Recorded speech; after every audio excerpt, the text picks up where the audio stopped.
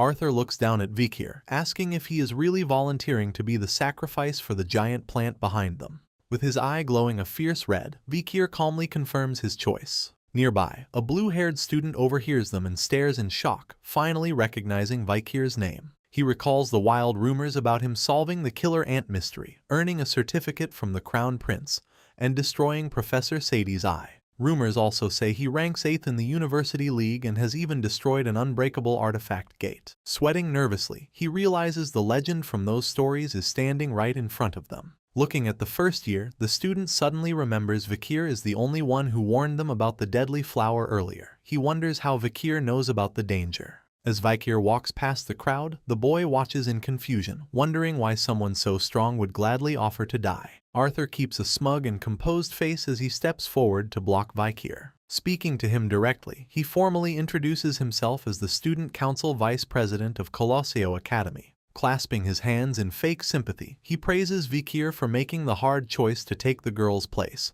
He notes her life is spared for now, but as Vikir gives him a cold stare, Arthur cruelly adds that she will only live until the next day. Arthur claims the group has already agreed to choose sacrifices through a fair vote. He states Vikir's choice will buy them time, since Vikir will be the sacrifice tomorrow, and the injured girl will simply be sacrificed the day after. With an evil smile, Arthur mockingly thanks Vikir for his choice. Unbothered, Vikir stares back and points out the flaw in his logic. He questions the fairness of a vote meant only to decide who gets killed off. He directly challenges Arthur, asking if his own name is included in this supposedly equal vote. Arthur flinches, caught off guard for a moment by the direct question. Recovering his cool, Arthur argues that Vikir does not understand the situation because he has just arrived. He claims that by stepping up to stop the panic and manage the vote, he is naturally excluded from the sacrifice list. Vikir exposes Arthur's lies in front of the frightened survivors. He states that Arthur demands sacrifices while making a leadership role to keep himself safe from the very start. He then asks how Arthur can ever call that a fair system. The surrounding students begin to whisper in realization. Some point out that Arthur's name is never on the list, proving he never intends to risk his own life. Annoyed that the crowd is turning against him, Arthur silently curses the other students for talking too much. He then impatiently asks Vikir to get to the point. Arthur defends himself, claiming his leadership is needed to keep the group alive. He accuses Vikir of dividing the survivors over a fake sense of justice without having a real plan. He demands to know Vikir's idea, and Vikir says he will keep it simple. Vikir boldly declares that he is going to defeat the monster. Arthur loses his temper completely. Grabbing Vikir's collar, he furiously asks how a normal student can beat an S-rank monster. He warns that angering the beast will cause a rampage and shouts that the rest of the group will not help him. In response, Vikir calmly raises his hand and punches the stone wall right next to them. The sheer force of the punch creates a shockwave that completely shatters the wall. The surrounding students stare in absolute shock and terror at his impossible strength. The blast knocks Arthur onto his back in the falling rubble, his face pale with fear. Vikir confidently states that when tomorrow comes, he will kill the Bloodwater Plantain Lily monster himself. The surviving students move to the empty ruins of the Quo Vadis Old Testament faction church. Inside the crumbling building, the tired group rests on the stone steps.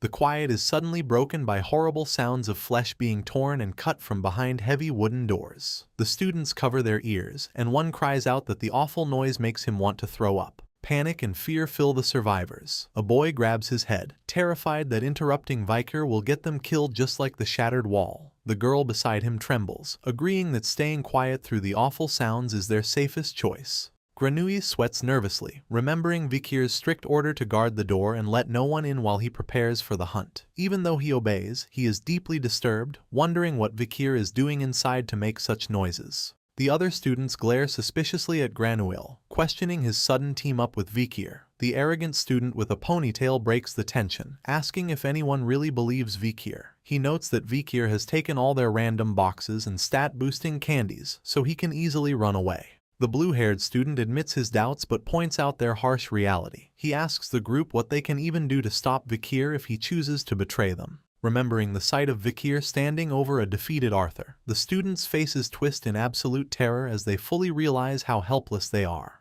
They remember Vikir's bold promise to kill the S-rank monster by himself. However, in exchange, he demands a huge price from the survivors. Vikir orders everyone to hand over their random gift boxes and stat-boosting candies, insisting he needs every single item they possess. The boy trembles at the memory. He realizes Vikir has the power to kill all of them, steal their items by force, and simply go to the next floor alone if he wants to. Staring at the closed doors, the blue-haired student guesses that the tower's rules are multiplying Vikir's physical power. This makes him 100 times stronger than in the real world. He darkly concludes that Vikir is hiding a terrible secret behind those heavy doors. 12 hours later, Vikir steps out into the ruined courtyard. His shoes tap lightly against the stone as the dust settles. The other students, including Arthur, watch him cautiously from behind the safety of the rubble. Peeking over a broken wall, Granui stares in disbelief at the empty space in front of the ruined church. He realizes the giant blood-water plantain lily monster has completely vanished. Vikir stands alone in the clearing as the four-eyed flower fairy guide appears on a high ledge. The fairy calls Vikir by name, revealing that upper floor guides have already warned it about a crazy participant ruining the trials. Suddenly, a violent tremor shakes the courtyard. The sudden shaking sends the surrounding students running and screaming in panic. Soon, the ground explodes. A huge, terrifying mouth filled with razor-sharp teeth erupts from beneath the stone floor. Vikir stays completely calm as he stares up at the emerging beast. The ground continues to shatter as explosive dark energy and thick vines burst upward. The four-eyed fairy, now controlling the giant plant's true monstrous form, declares that Vikir's heroic run will end right there. Vikir just smirks, calmly brushing off the fairy's words. Seeing his total lack of fear, the fairy is shocked. Leaping backward under the moonlight, Vikir draws his glowing red blade and confidently states this is only the beginning. As he prepares to fight, the system updates his status. He is still level 1, but he gains the Hell Dog Slayer title. His stats receive a massive boost, pushing his strength to 260, stamina to 269, and agility to 229. His resistance and reflexes both sit at 1, leaving only one hidden trait still locked.